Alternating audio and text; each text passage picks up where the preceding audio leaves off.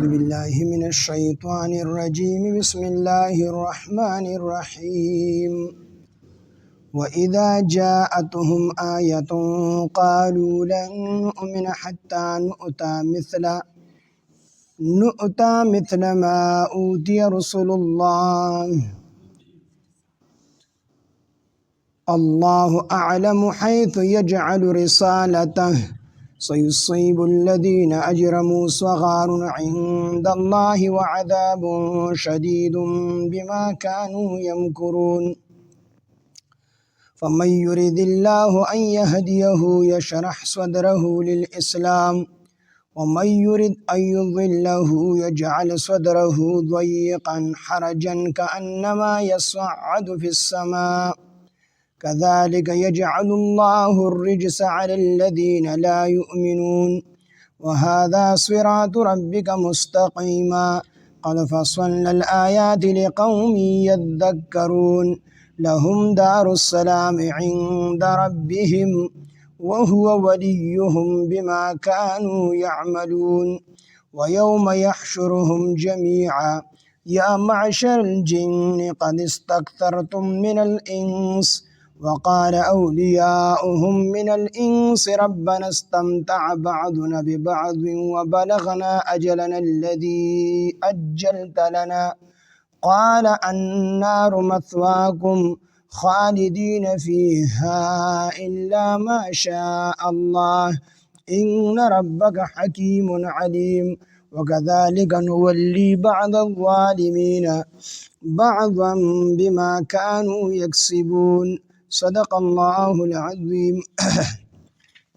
رب اشرح لي صدري ويسر لي أمري واحلل عقدة من لساني يفقهوا قولي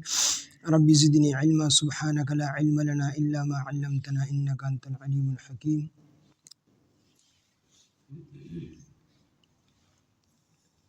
سورة الأنعام اتم سپارہ آیات نمبر 124 وَإِذَا جَاءَتُهُمْ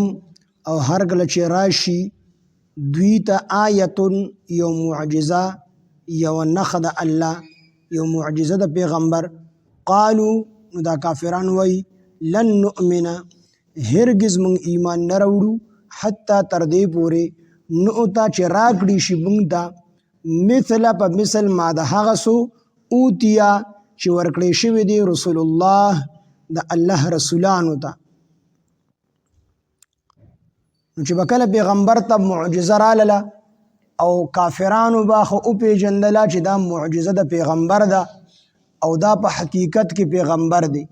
نو ایمان خو به دی راوړو نه د ضد د وجې نه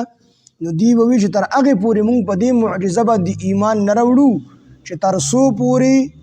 کوم څه پیغمبر ته ورکړی شوي دغه یې مونږ ته نه وي راکړی څه مطلب مطلب یې دا چې دا پیغمبري په خپله مونږ ته نه وي راکړی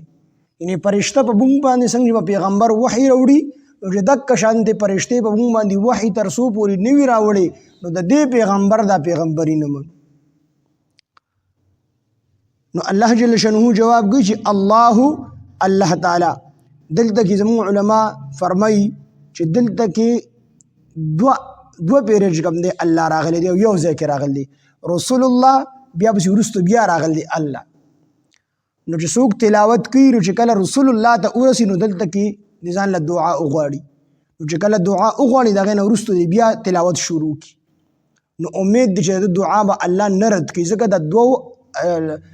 د الله جل جلاله دوه اسمونه دي او دوه نومونه د الله راغلي دي په یو ځای کې نو مخکې چې کله رسول الله ووي نو بیا دې په دغه تلاوت په دوران کې د خپل ځان دپاره دعا وغواړي نو د هغې نه وروستو دی بیا الله اعلم نه شروع کړي نو الله به د دعا چرته چې کوم دی نه رد کړي خامخا به الله جل شانه قبلي نو الله جواب کوي الله تعالی اعلم ډېر پوهه دی حیث په هغه ځای یجعلو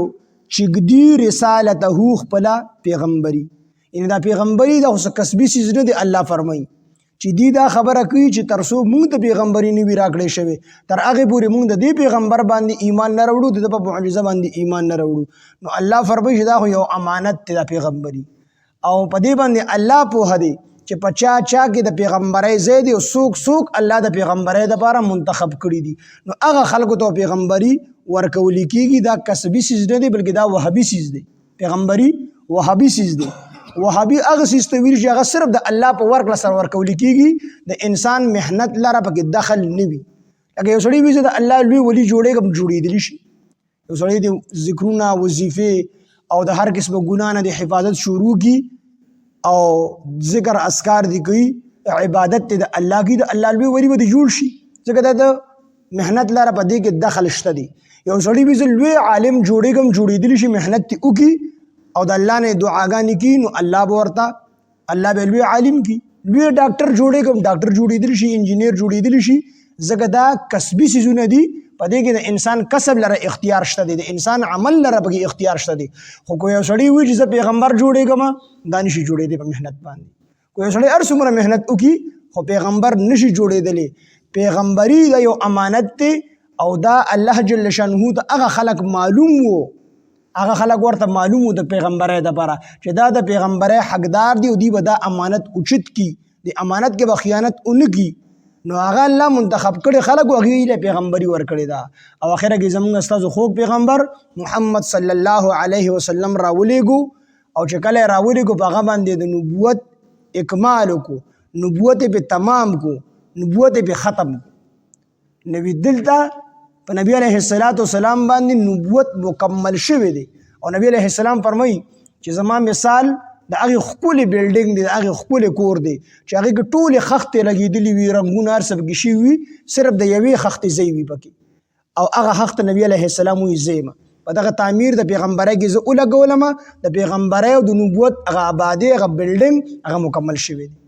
نو دې نه مخکې چې څومره پیغمبران راغلي دي هغه الله منتخب کړي دي. پیغمبري دا په کسب سره نه ملاویږي، دا په کسب سره نه ملاویږي. که یو سړی ډېر محنت وکړي خو پیغمبر د پیغمبر جوړولو اختیار د چا سره دی؟ د الله سره دی. او الله ته هغه خلق معلوم دي چې کوم د پیغمبرۍ حقدار دي، هغه د پیغمبرۍ د امانت اوچتولی شي نو هغې منتخب کړي دي. دلته الله فرمایي واذا جاءتهم، هر کله چې راشي دوی ته یعنې دغې کافرانو ته آیتون یو معجزه د پیغمبر، یوه نښه د الله، قالو نو دوی وایي لن نؤمنه هرګز مونږ ایمان نه راوړو حتی تر دې پورې نؤته چې راکړي شي مونږ ته مثله په مثل ما د هغې څه اوتیه چې ورکړي شوي دي رسول الله پیغمبرانو ته. نو الله جواب کی الله تعالی اعلم ډیر پوهه دی حیث په هغه ځای باندې یجعل چې ږدي رسالته خپل پیغمبري، هغه ځایونه، هغه زړونه او هغه انسانان الله ته معلوم دي او الله منتخب کړي دي نو خپل پیغمبري الله هلته ږدي، دا د الله امانت دی. سيصيب الذين زرد چې وبرسیږي هغه کسانو ته اجرمو چې مجرمان دي، صغار ذلیلوالی، عند الله پنیز د الله تعالی باندې، وعذاب شدید او عذاب دردناک، بما په سبب د هغه سو کانو یمکرون چې دی مکر کولو. مکر څه مطلب؟ خلق به د الله د دین نه منع کول، چل ول به کو د خلکو سره، مکر او فریب به کو، دوکه به کوله، نو خپل کشران به دوکه کول، نو یو ګناه به دا کو. او دویمه دا چې تکبر وکړو چې کوم څه پیغمبر ته ورکړي شوي دي نو موږ سرداران نه یو، ابو جهل به نه وي ورزه سردار نه، سردار زم پیغمبري نبی علیه السلام له ورکړه. نو دی خو چې کوم دی تکبر وکړو نو تکبر سزا ورته الله ورکړله، صغار دی به ذلیل وي، عند الله دا به ذلیل دي، عند الله په نزد الله تعالی، وعذاب شدید او عذاب دردناک عذاب ورته الله ورکوي، بما په سبب د هغه څه کانو یمکرون چې دی مکر کولو. فمن یرید الله، پس هغه څوک یرید الله چې اراده ولري الله، چې وغواړي الله ان یهدیه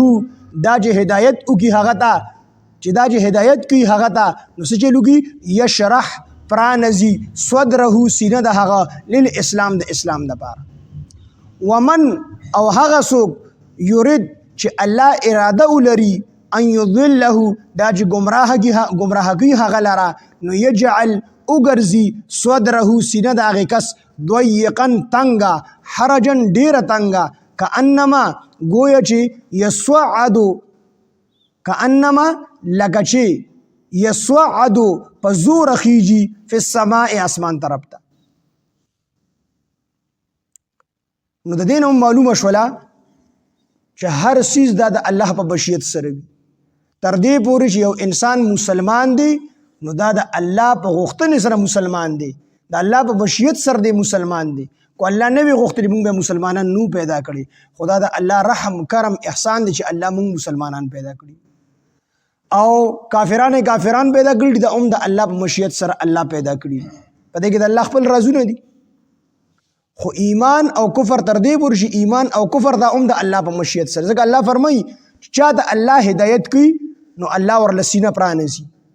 اسلام طرف ته، سینه ولا کولاوږي د اسلام دپاره. او څوک چې الله ګمراه کوي نو سینه ورله تنګه کي او ډېره تنګه کي ورله، او دومره ورله دا سینه تنګه کي لکه څنګه چې سړی اسمان ته نشي ختلی. عام طور د قانون مطابق خلق اسمان ته نشي ختلی،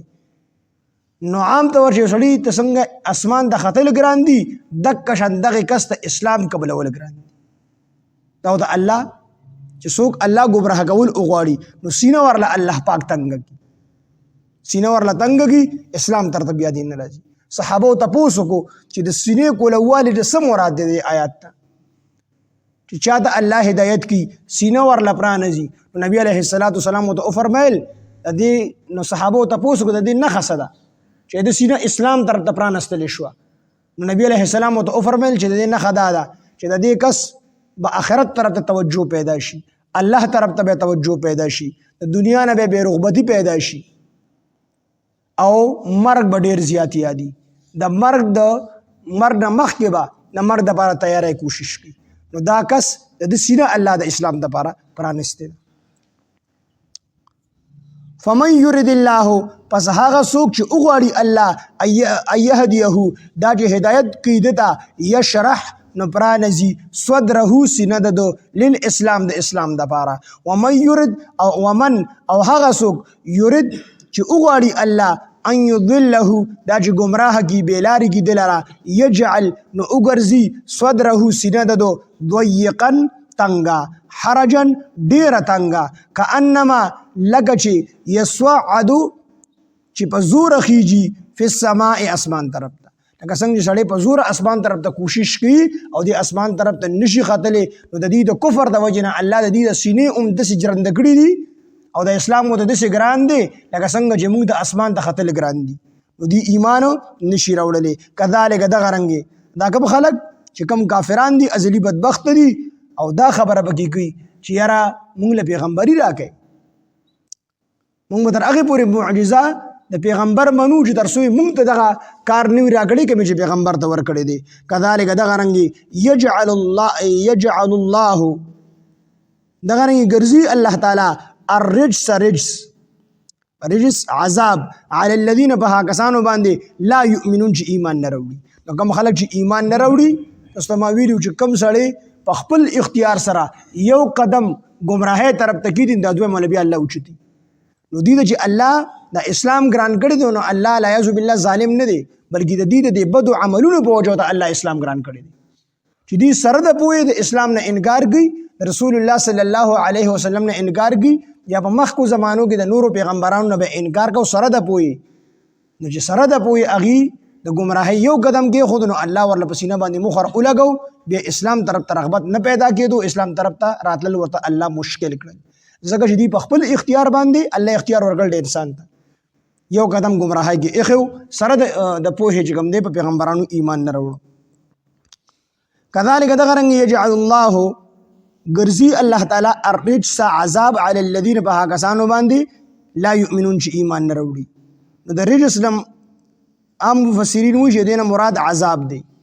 او عبد الله بن عباس رضی الله عنهما فرمایي چې د رجس چې کوم دی پلیت ته ویلی شي، پلیت سیسته، او په ټولو کې زیات پلیت شیطان دی. نو دلته کې د رجس نه مراد شیطان دی چې یجعل الله ګرځي الله تعالی الرجس شیطان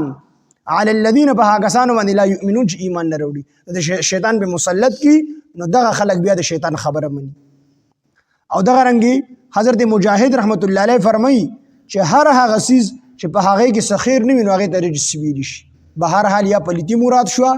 یا د عذاب مراد شو او یا د شیطان مراد شو. شیطان ته مراد شو شیطان په مسلط کی الله، او کو عذاب ته مراد شو نو الله به عذاب مسلط کی. يجعل الله غرزي الله تعالى الرجس عذاب على الذين بهاكسانو باندې لا يؤمنون، یا يجعل الله غرزي الله تعالى الرجس شیطان یعنی شیطان مسلط کی على الذين بهاكسانو باندې لا يؤمنون چې ایمان نه وروړي. وهذا صراط ربك مستقيما، وهذا او دا قرآن او دا اسلام صراط لار ربک د رب ستا ده، صراط ربک دا لار د رب ستا ده، مستقیمه نیغه لار ده، د قرآن والا لاره اسلام والا لاره دا نیغه لار ده. قد فصلنا په تحقیق سره په تفصیل سره مونږ بیان کړي دي الآیات آیاتونه لقوم دها قوم د پاره یذکرون چې نصیحت قبلوي، لهم د دوی د پاره دار السلام کور د سلامتیا دی، عند ربهم د دوی د رب سره. نو دار السلام دار ویل شي کور ته او سلام ویل شي سلامتیا ته، یعنی د هر افت نه چې پکې سلامتیا وي، د هر مصیبت او د هر غم نه چې پکې سلامتیا وي دغه کور ته دار السلام ویل شي، دار السلام ورته ویل شي. نو دا دنیا کې نشته، دا جنت ته. جنت کې به د هر قسم مصیبت، د هر قسم پریشانه، د هر قسم غم نه انسان امانت وي، الته دا سيزونه نشته دي. نو مراد ته جنت ته او دا جنت ته الله سره دی. عبدالله بن عباس رضی الله عنهما فرمای چې دا سلام دا الله په نومونو کې یو نوم دی. نو دار نه مراد کور شو، سلام نه مراد الله شو، یعنی د الله کور. نو جنت کې به د څومره جنتیان چې پاتې کېږي دا به د الله ملمانه وي.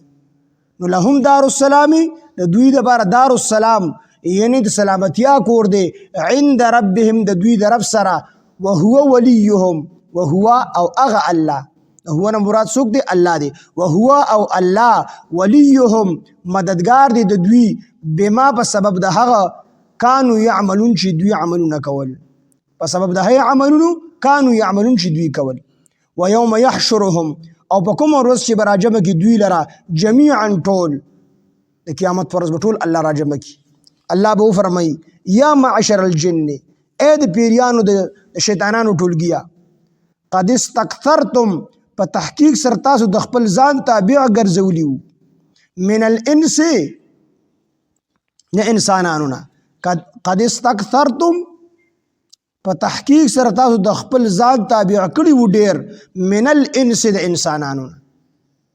وقال او ابوي اولیاءهم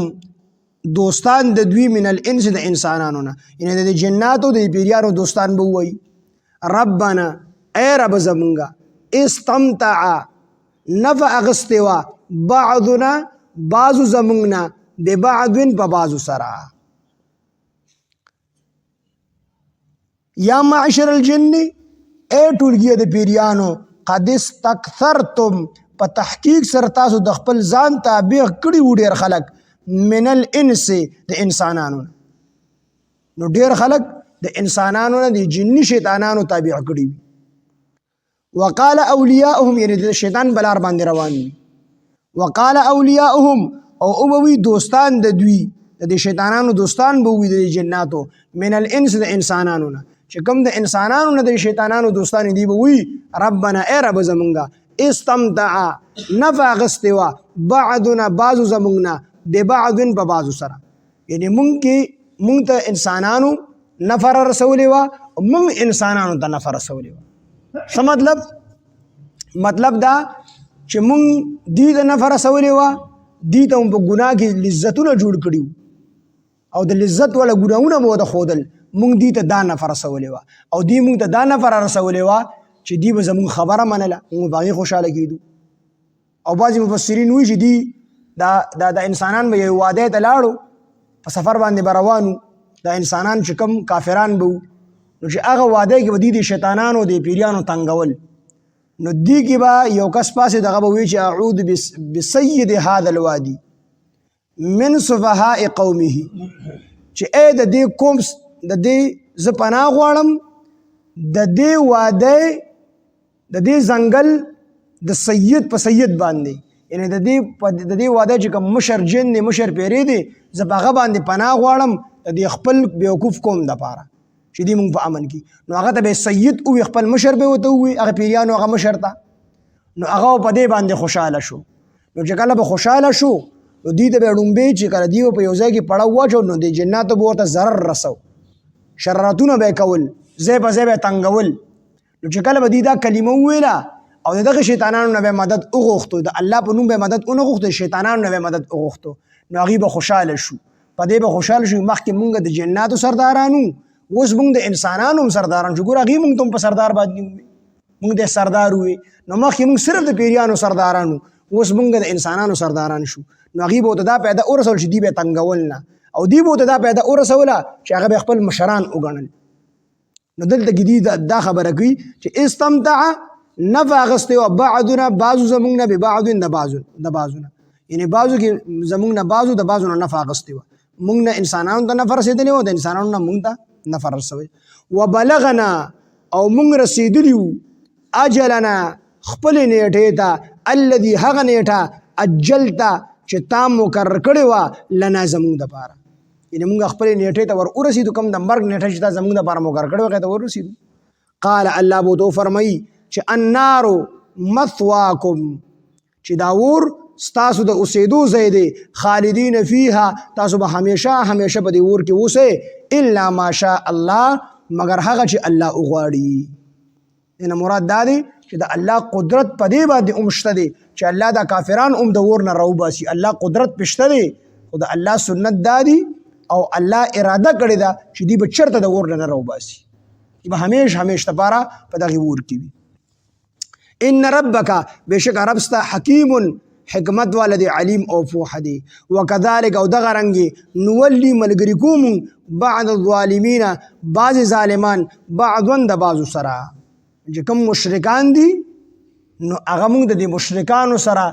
یو ځای کو چې کوم ظالمان دي هغه موږ د ظالمانو سره یو ځای کو څومره خلکو چې شرک کړی دی دا به ټول چې کوم دی جهنم ته ځي وکذالک دغه رنګې نولی موږ ملګري کو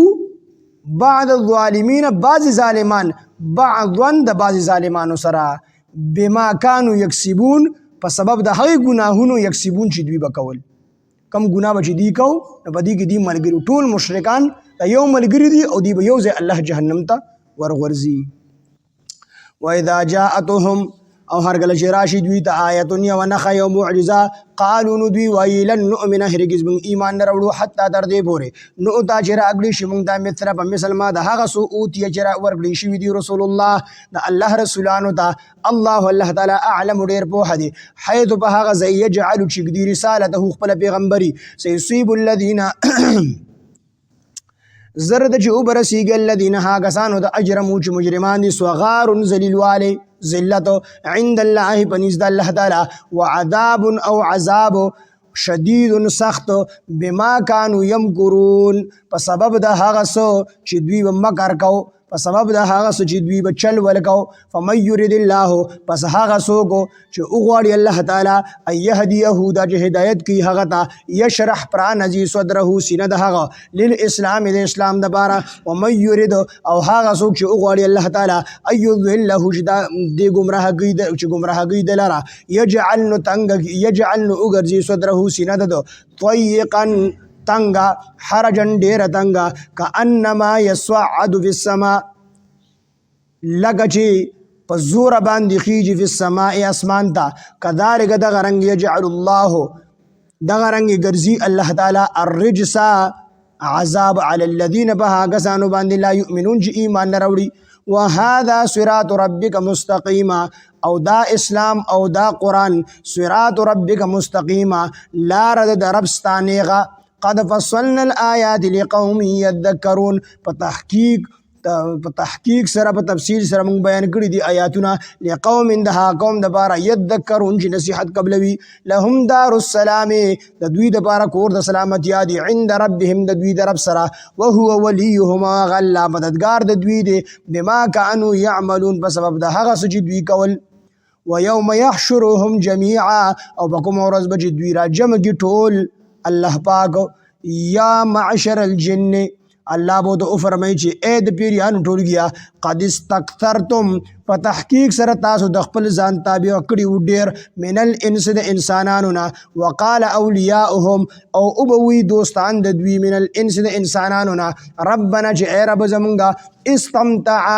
نفاغست و بعضنا بعض زمونږ ببعض په بعضو سره وبلغنا ومونږ رسیدلی وو اجلنا خپل نیټې ته الذي هغه نیټې ته اجلت لنا چې تا مقرر کړی و زمونږ دپاره قال الله بو تو فرمایي النار مثواکم چې ور ستاسو ټکانه ده ور ستاسو د اوسېدو ځای دی خالدین فیها تاسو به همیشه دپاره یې په دې ور کې الا ما شاء الله مگر هغه چې الله وغواړي ان ربک حکیم علیم بېشکه رب ستا حکمت والا دی او پوهه دی